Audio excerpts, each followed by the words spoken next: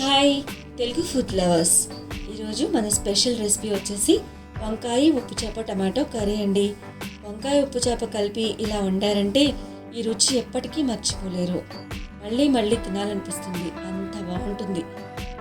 వంకాయలో టమాటా వేసుకొని ఉప్పు చేప ఏంటంటే జస్ట్ మనం హాట్ వాటర్లో మంచిగా వాష్ చేసుకొని ఈ విధంగా కుక్ చేసుకోవాలి. కుక్ ఆయిల్ తీసుకొని ఒక 3 టీ స్పూన్స్ ఆయిల్ వేసుకున్నాము. ప్యాన్ హీట్ అయిన తర్వాత ఆనియన్ ఒకటి, చిల్లీస్ ఒక 4 వేసుకొని జస్ట్ మనం వేయించుకోవాలి.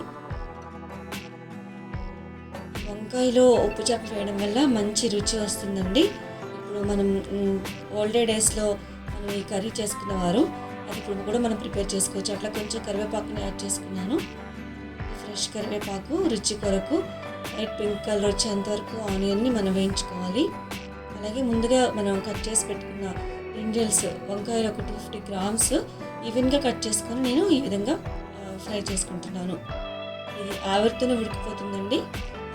ఆవిరితోనే ఇది కుక్ అవుతుంది అనమాట, అంటే ఆయిల్లోనే ఉడికిపోతుంది ఈ కర్రీ. 10 మినిట్స్ అయిన తర్వాత మనం చూద్దాము. చూసారా ఎట్లా మగ్గినాయో వంకాయలు. లేత వంకాయలను చూస్ చేసుకున్నాను. ఈ వంకాయలు మనం చిన్న చిన్నగా కట్ చేసుకోబట్టి ఇట్లా కుక్ అయిపోయినాయి. అలాగే టమాటోస్ ఒక 2 స్ట్రైట్గా కట్ చేసుకొని వేయించుకుంటున్నాను. ఇందులో వేసి ఈ రెండు కూడా మరలా మగ్గేంత వరకు జస్ట్ మనం తిప్పుకుంటూ ఉండాలి.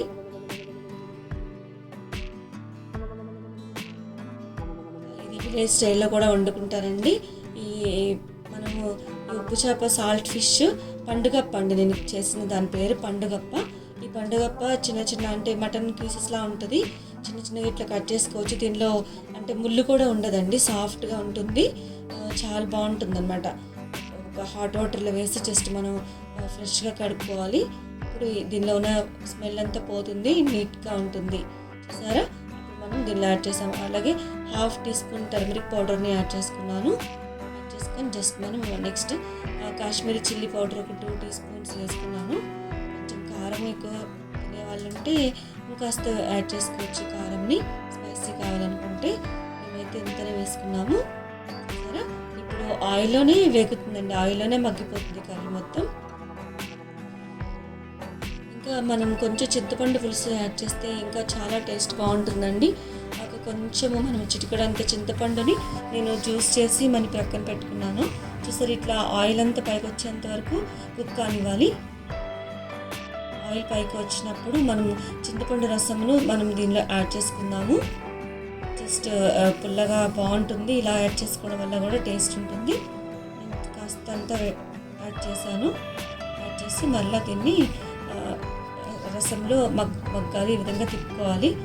అప్పుడు మంచిగా మగ్గిపోతుంది. చూసారా ఫ్రెండ్స్, వంకాయ ఉప్పు చేప కర్రీ రెడీ అయిపోయిందండి. మనం ఈ విధంగా కుక్ చేసుకొని రైస్లో అట్లనే మనం కొంచెం సాల్ట్ యాడ్ చేసుకోవాలండి. మనకి ఉప్పు చేపలో సాల్ట్ ఉంటుంది కాబట్టి కాస్తంత కొంచెం నేను యాడ్ చేశాను, ఎక్కువ యాడ్ చేయలేదు. ఆ జ్యూస్ అంతా మరి కర్రీలో దిగుతుంది కాబట్టి నేను కాస్తనే యాడ్ చేశాను. అట్లా కొత్తిమీరతో గార్నిష్ చేసుకుందాం, సర్వ్ చేసుకుందాము. రైస్లోకి మనకి హాట్ రైస్లోకి ఈ కర్రీ చాలా బాగుంటుందండి. చూసారా ఫ్రెండ్స్, ఉప్పు చేప కూడా మంచి కుక్ అయిపోయింది. Thanks for watching. Please like, share and subscribe.